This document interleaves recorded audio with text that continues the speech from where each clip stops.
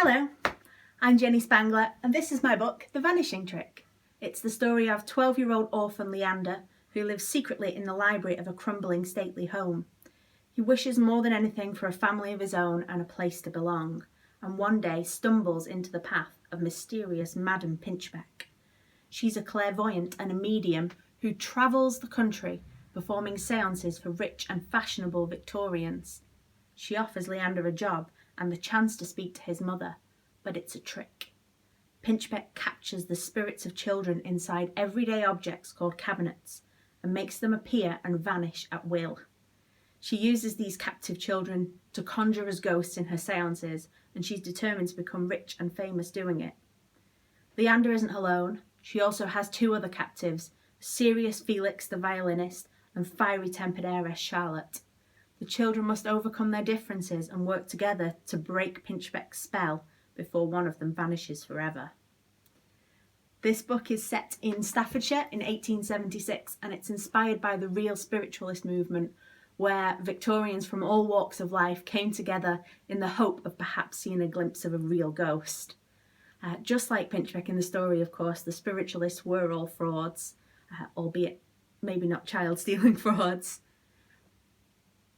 It's inspired by mythology, the wider myth of the child snatcher that comes up in so many cultures, the Pied Piper, for example, the bogeyman, and also some more local customs. For example, it was an old Staffordshire tradition that you must never kill a rat or more rats would come back for revenge. Instead, you were supposed to write them a politely phrased letter asking the rats nicely to leave. Staffordshire is an amazing place for a storyteller. I moved here about 8 years ago and was immediately taken with the whole area. There is beautiful countryside here that butts right up against heavy industrial areas. There is history woven into the landscape.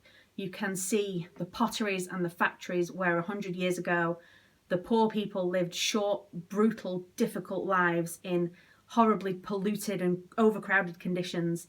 And at half a mile down the road, there'll be a beautiful manor house set in elaborate grounds where the rich people lived lives of pleasure and play.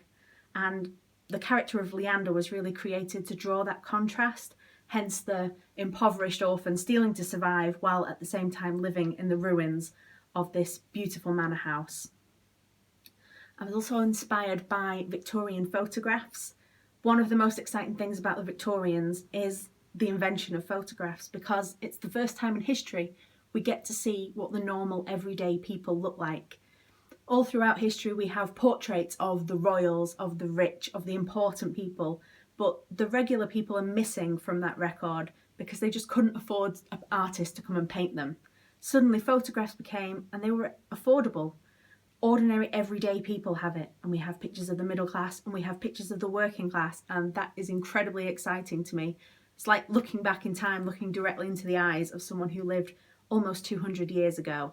That was a big part of my inspiration for this story. And of course, the spiritualists at that time were also getting to grips with the new technology of cameras and using them in order to make trick photography where it looked like there were ghosts in the picture.